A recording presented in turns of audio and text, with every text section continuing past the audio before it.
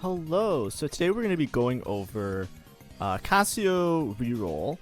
I call it Cassio Reroll. It's actually not Cassio Reroll, it's actually Syndra Reroll. And that was a big mistake that I made in my understanding of this comp, which I will talk about a lot. I've been playing a lot of Cassio in the PBE, so I felt like Cassiopeia really doesn't do that much. She really lets me down every single time. I've said this multiple times on stream. I really don't like her as a unit, but we're gonna play it, right? I tried it a lot of times. I think I tried it 4 or 5 times, and every single time I didn't, I was not stable at all. And I think that's like a really important thing to note, right? Because it's PBE, so the game should be like relatively easier a lot of the time. And if I'm struggling with the comp, it usually means the comp's kind of shit. The main thing about Cassiopeia Reroll that you have to understand is that it's not Cassiopeia Reroll. It is Syndra Reroll. Syndra is the Giga unit that stabilizes you so hard. She does so much damage, and prioritizing items on Syndra is so much more important than prioritizing items on Cassiopeia. And that's a really important distinction to make. Obviously, this is PBE. Things can change when the game is actually released. It's going to be released in a couple days, actually. Planning on doing a couple tutorials and some guides like the next 2 or 3 days, and then after that I'm going to be streaming. It might be a clip on Wednesday because I might be busy, but on Wednesday I'm planning to do a 12-hour stream. I'm just going to be playing TFT. I'm going to put on DMCA music. I'm going to put, well, okay, maybe I shouldn't say that. I'm going to put music that the audio gets split so that we don't have to just listen to the same music all the time. Here I take Caretakers. That's kind of why it turns into a Cassio game, by the way. So come into my Twitch channel on Wednesday. I'll be live for 12 hours, so I'm pretty sure that no matter where you live, unless you live somewhere else, like on the opposite side of the globe, I should be alive around sometime. Also, I'll have a sub goal to make it a 24-hour stream. Right, so I'm going to be prepping for that. I'm going to be playing a lot of Set 12 coming up to the actual release. I took a little break. If you were watching me on stream the last week or so, I've basically been doing variety. I've been playing a lot of Vampire Survivors. And I played some Guilty Gear today, but yeah, it's all good. Anyways, let's focus on the game. So I got a Cassiopeia. So basically I'm like, okay, surely this game is a Cassiopeia game, right? Because, like, you know, I hit the Cassiopeia as the Caretakers Ally. As usual, I think in most, the way that they balance the game now, I think Caretakers Ally is always going to be one of those, like, really good silvers to take. There's a couple other silvers that are very busted. By the way, in Set 12 now, they brought back Pandora's Bench.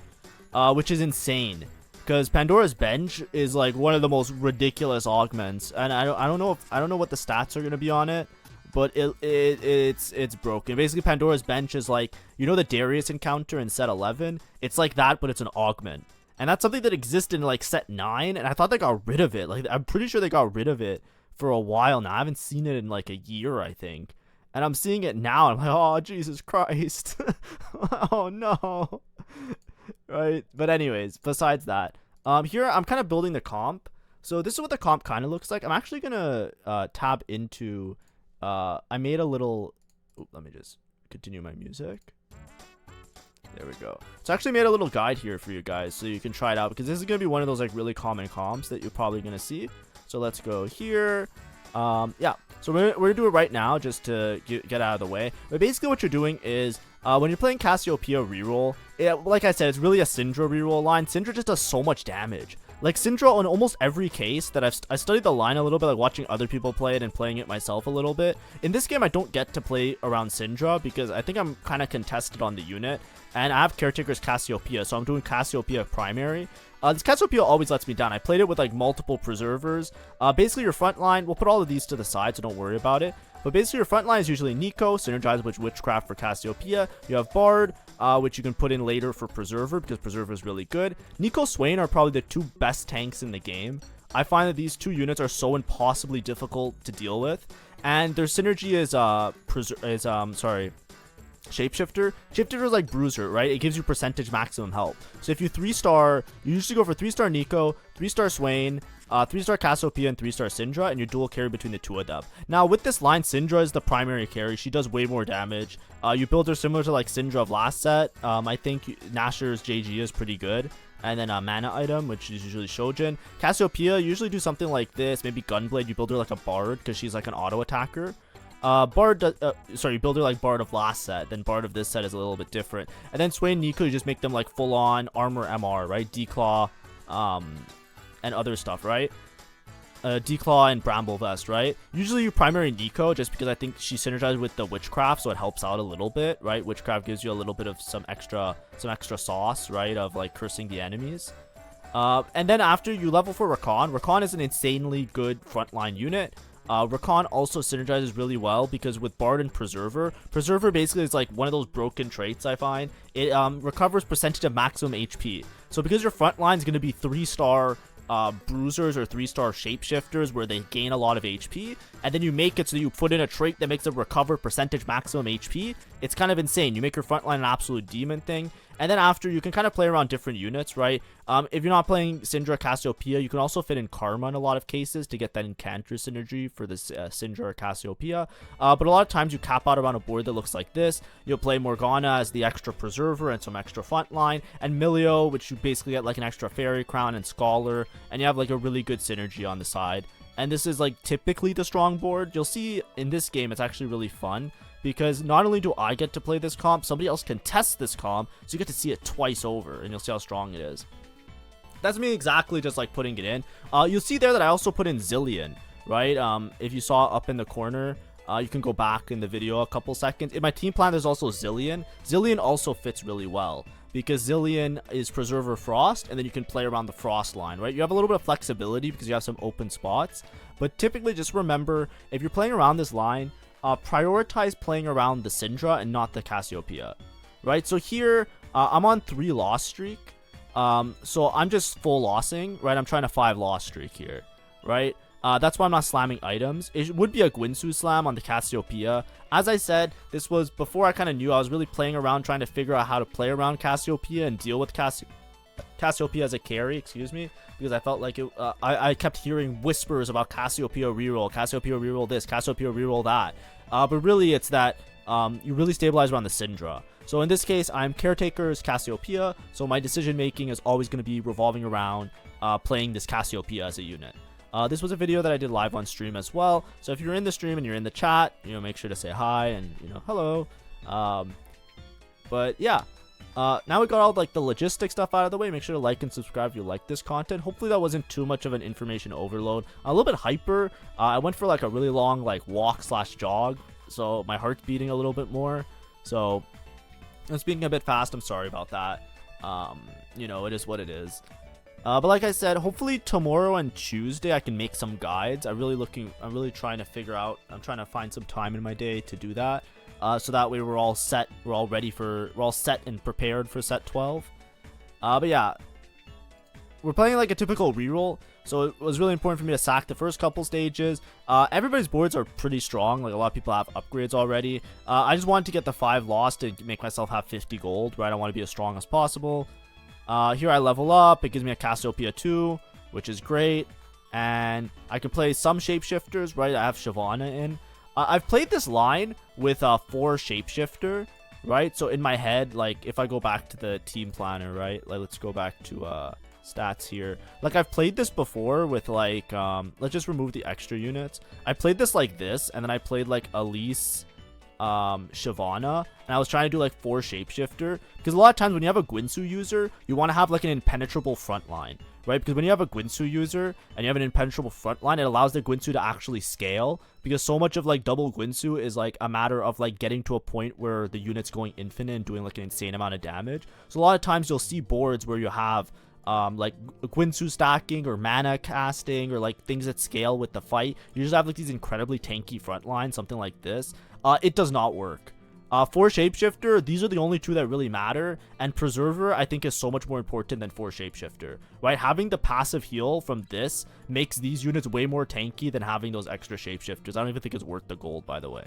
That's something that I found. Obviously it could be wrong a little, like I might, maybe it works out that for Shapeshifter is the truth and is the way, but that's what I found in my analysis of playing the game in PBE and trying out this line a lot, right? I kept trying it out because I wanted to make a video on it because everybody was talking about it, or at least like when I was going around, like, you know, everybody's like, oh yeah, this is like an S tier comp, this is like really strong, it's like really good, blah blah blah. And I was like, yo, this Cassio unit keeps letting me down. I don't know if I'm the brain dead one, or I don't know if I'm stupid. Maybe I am, but like, how come I can't get it to work? And then like eventually I realized, oh yeah, it's like, you know, not for shapeshifter, it's definitely preserver in, and it's definitely syndra itemized because you need syndra as like the main carry. And I'm like, oh man, well, I am dumb. I couldn't figure it out on my own, but it's okay. That's why you look at other people play TFT. Row rejuvenation, maybe. Item ladder, I think they nerfed it. This used to be absolutely busted. I don't know how broken it is now. But I took it this game. It seems really good. It's a silver augment that gives you a random item that unequips, right? So it gives you an item, and sorry, here's the item. Yeah, I showed it there. Now I picked it up. So it gives you an item, and the item upgrades. So it upgrades into an Ornn item. I don't know if they removed it yet, but apparently, like, but in the past, it used to upgrade into a radiant item as well. Now, I still think it's good if they remove the radiant item aspect. I didn't check the patch notes. I'm sorry. I'm a little bit behind. It's been busy a couple days for me and stuff like that. But the, how do I phrase it?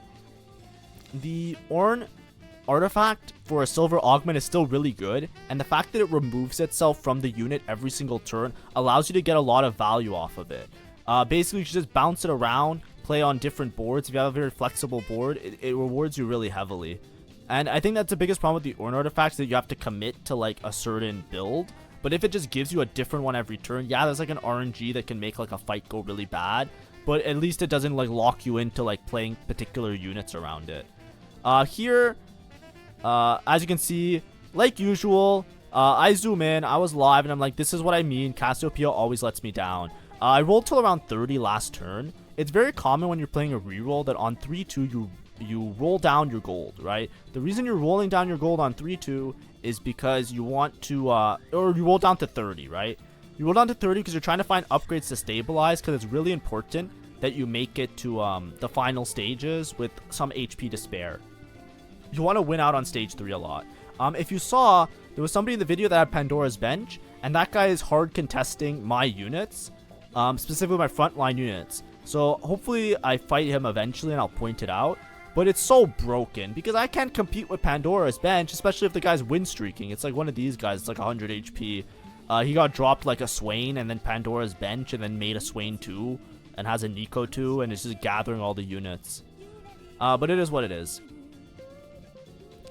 But like I said, it was like I know now in post that it's itemized towards syndra because I looked it up after this game. But yeah. And if it becomes, like, I swear to God, if they patched it again and now Cassiopeia is broke, I'm going to be so pissed. Because I waited so long to make this video because I was trying to gather up information to be insightful about the comp, because I feel like this comp is actually going to be, like, something important to know. If they change it again, I'm going to be pissed. I'm going to be so upset. Here I'm just making another Guinsoo. Oh, this is the guy I'm talking about, right? So if you look at it, he's itemizing in a way that, like, he's playing around some kind of backline carry. But he's basically going for Swain 3, Nico 3.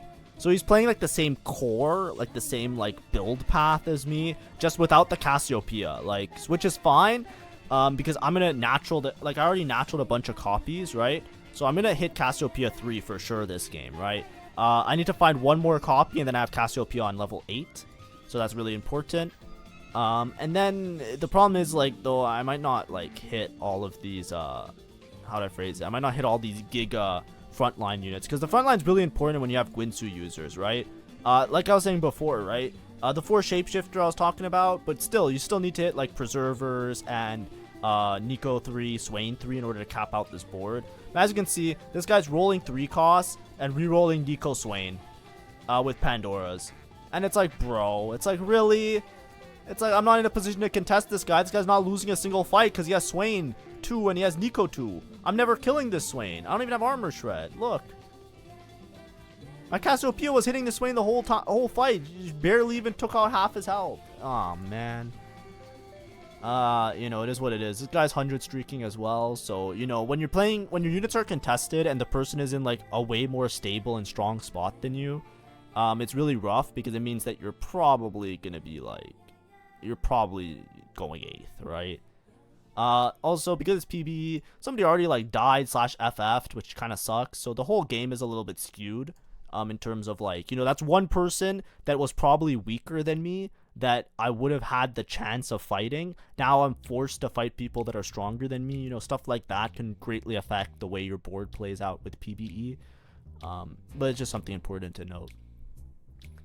I found a Rakan though. I forget when I found this. I think I had him for a while, right? Because I have the Preserver. So I might just, because I'm not going to be able to hit Swain 3, Nico 3, I think my game plan this game, which is why it's a little bit different, is that I'm not going to really, like, hard commit towards Syndra, because it might be hard to find the Syndras.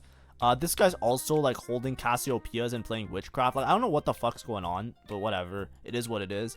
I might just level to 8 and just play a level 8 board, right? Because on level 8, I can basically just play around Rakan as my main tank. Just because I'm not going to hit Nico 3, Swain 3. The other guy's so far ahead in having them already.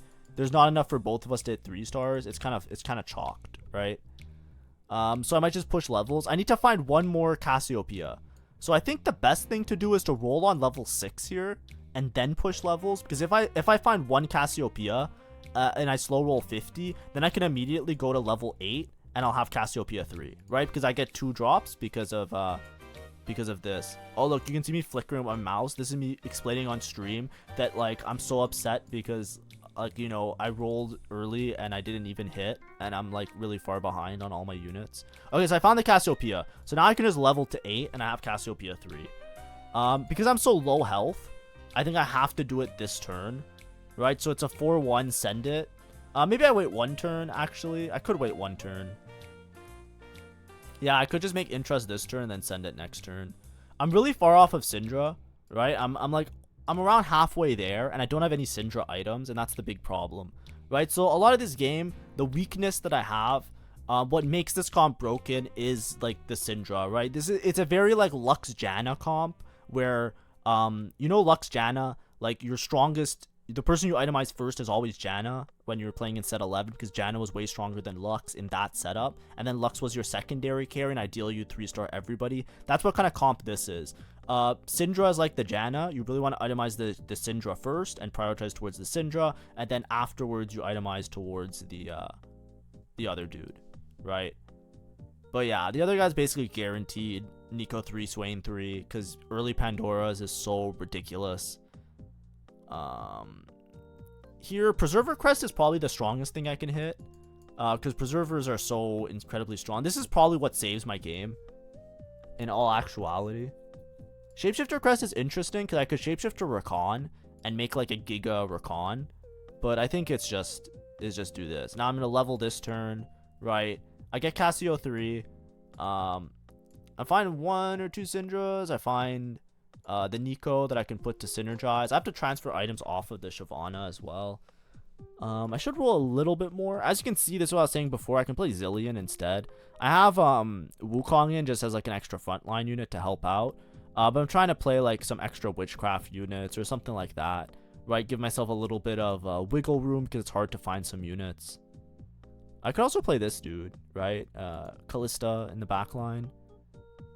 But yeah, I have Cassiopeia 3, so I did spike harder than some people. Like, this guy is still in his, like, reroll stage, so he hasn't, like, spiked as hard. So, because it's such a huge spike to go to level 8, that's why I didn't want to stay around. I could have slow rolled for Syndra 3, but I'm so far off of Syndra items, I don't even have a 3rd Cassiopeia item. Right? Like, it feels like a very low item game.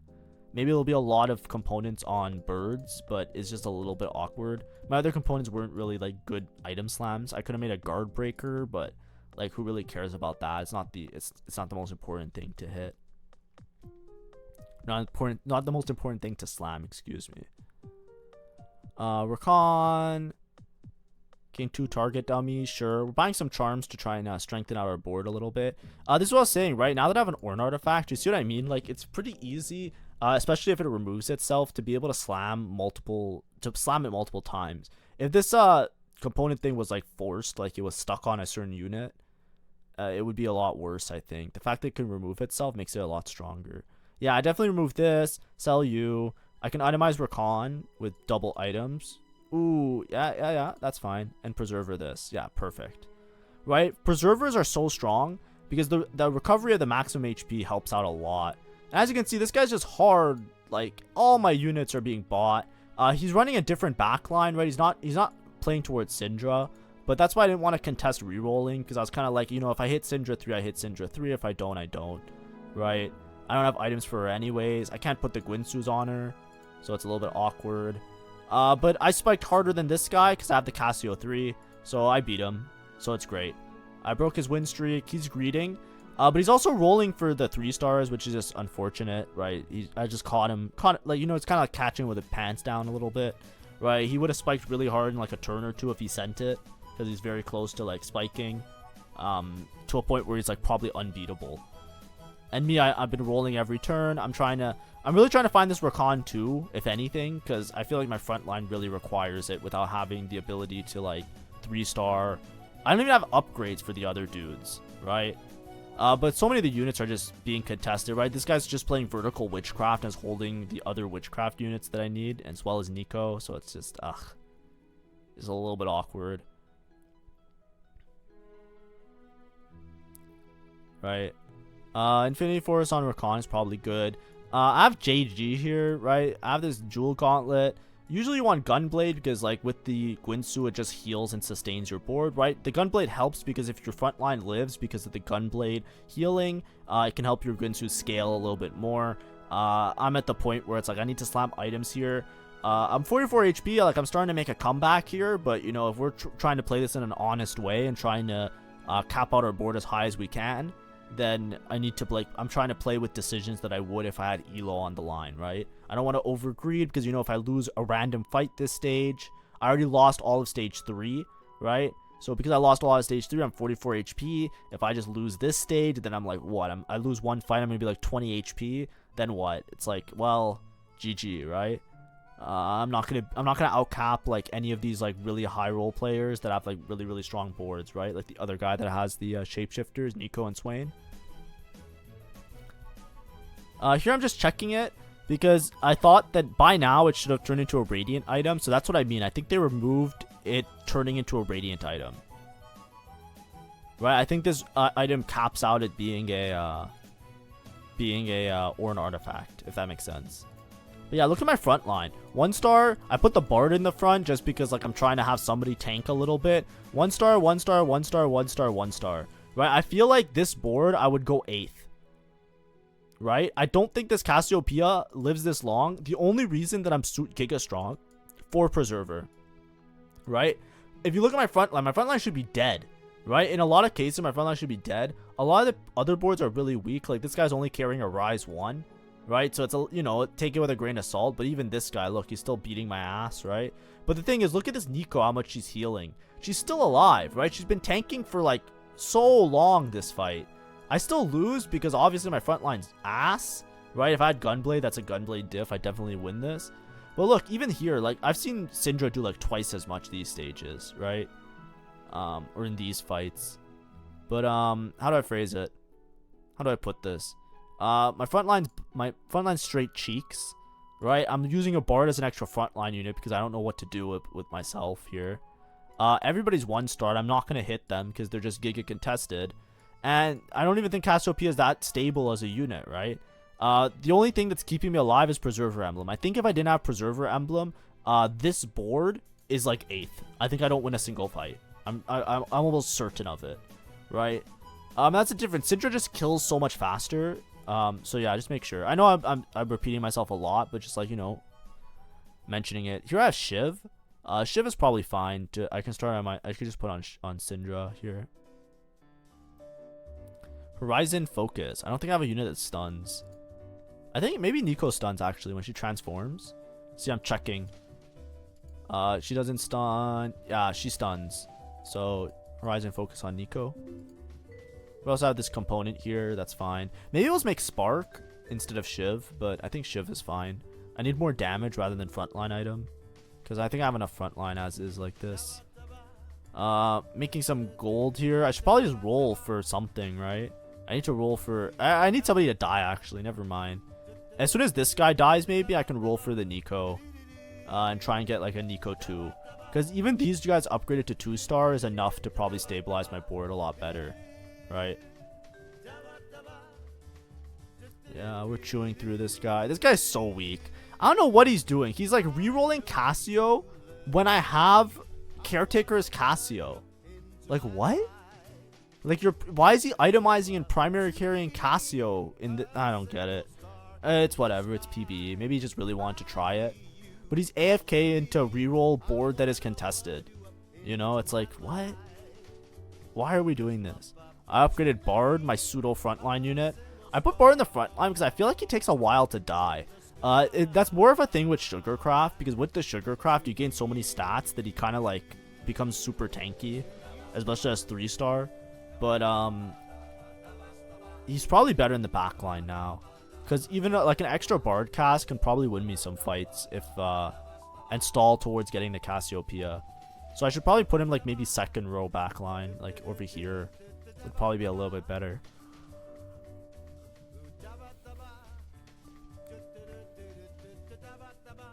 Yeah, my Cassiopeia, like, don't get me wrong, Cassiopeia is pumping out damage, but I think this isn't a broken board by any means, right? Like, a lot of these fights are close, and I think the only broken part is Preserver. And that's why you always play Preserver. I think if you have the option to fit in Preserver on your board, like vertical Preserver, that is like a meta comp. I don't know if they're going to nerf it before it releases. I think it's a little bit overtuned. Like, it doesn't seem like it's that crazy, but it is. I don't know. I think in general, it just helps everybody.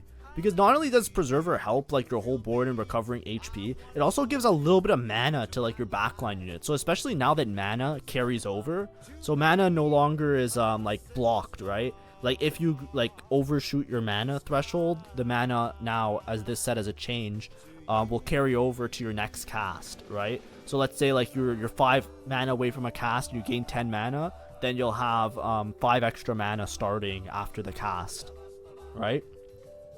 So because that's a thing, like I think even this helps a Cassiopeia get online as well with like the damage amp early. This guy's Vigor 3. I expect this guy to beat me, but he's not Vex 3, so it's a little bit awkward, right? I do expect him to win though. We'll see what happens. Oh, it was very close actually. Yeah, my Rakan just managed to live, and this also might be a thing diff, right? Preserver as well on Rakan too with Anima Visage. Yeah, it's I might still lose though.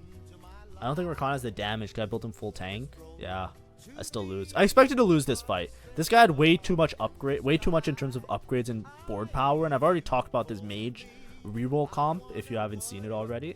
So it's very strong. We're top 4, but somebody FF'd. I think this guy also FF'd or something. I don't know. Like, somebody FF'd and somebody was committed to Cassio reroll when I had Caretakers Cassio, right? And it's not even like I got Caretakers Cassio later in the game. It's like he sees me like turn 1 Caretakers Cassio and he's like, nah, I'm going to itemize Cassiopeia. Cassiopeia 2 is going to be enough to win my game. It's like, okay, bro, my bad. So take this with a grain of salt, obviously. The main stabilization point was Preserver, right? Getting to Preservers is really strong. If I had Syndra 3 as well, that would be really good. And then I showed you like the board in terms of like how to actually play it. I don't expect to do much better than what I am doing now in this fight. It'll probably end up being like around a 3rd, because I think I'll outlive this guy. This guy's definitely going to beat me. This was the Pandora's Bench guy. It took him until now to hit Nico, but I think that's just because Nico was so contested that he couldn't reroll into the Nico. Which is a little bit unfortunate, but you know, it is what it is. Usually with Pandora's, especially if you get early 3 cost, it's so strong. Because Pandora's Bench, hitting it early, you can stabilize around the 2 cost really early, which is what this guy did. And then you could just like you could just reroll the whole game for like your 3-star 3 costs instead of having to roll for them, right? Because like you can just gather up, collect them the first couple turns and just, you know, keep going. So it's pretty good. Here I take Lesser Champ Duplicator. I think I'm gonna... I should just roll it down, because I'm not beating this guy, right? As you can see, he played the exact same board as me. He didn't play around Syndra and Cassiopeia. He put a Karma in the back, right? Karma is another option. Karma used to be shit, and now she's a lot better. I think she was bugged and they fixed her.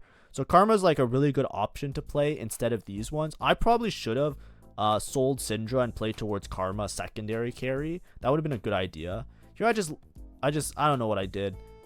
I should have rolled for Syndra 3, honestly. This was a big mistake. I leveled to 9 to play a second Syndra What the fuck am I thinking? Anyways, my bad. I was also holding these Zillions for way too long because I was thinking maybe I can play Zillion as a secondary carry. I'm not winning this fight. It doesn't matter if this guy's backline isn't that much damage. Like, look, my Cassiopeia has been attacking this Swain the whole fight, and she just killed him. Nice. Good job, Cassiopeia. It's like it took the whole fight to kill the Swain. Like, come on. Come on, Cassiopeia. Do better. But anyways, let's look at the board analysis right at the end. Let's just take a quick look. So, like I said, this guy is like my dream board, right? You play the Karma better. I didn't know that she was fixed. I found out after this game that Karma is a good option. So you can play Karma in place of the other units. When you're playing this board, honestly, I'm pretty sure that like Syndra 3, Karma 2 is probably better than playing around the Cassiopeia, right? Like if you don't hit Cassiopeia and you hit Syndra, it's probably better just to play the Syndra and then to do that. I should have rolled for Syndra 3 that last turn. I'm sorry if that made you think that I'm an idiot, because, you know, sometimes I make mistakes like that. I was also streaming, so, you know, sometimes you just make, like, a hairline decision. A lot of times at the end of the game, if I think the game's over, I'm like, whatever, I'm just gonna level and send in and see what happens. But anyways, Cassiopeia reroll in the books. But make sure that you know like your relative strength and stabilization points. Some of these boards were really weak, so take that into account as well. But you can see like this guy is playing like the better version, right? This is just the better version of my board, right? Having these 3-star frontline units, 2-star Rakan, even playing around Karma is really good. And then he just made like a random backline and to support his board, and he works. This guy's definitely gonna be like, you know, I don't see him losing to this board with Rise 1. And also the Strength of Preserver Emblem. Preserver Emblem is one of the most broken things that you can hit. So thank you for watching. Hopefully this was informative. And yeah, stop by on Wednesday. I should be live playing set 12, and hopefully some guides are out tomorrow and the day after with some review of some units. See you later. Bye bye.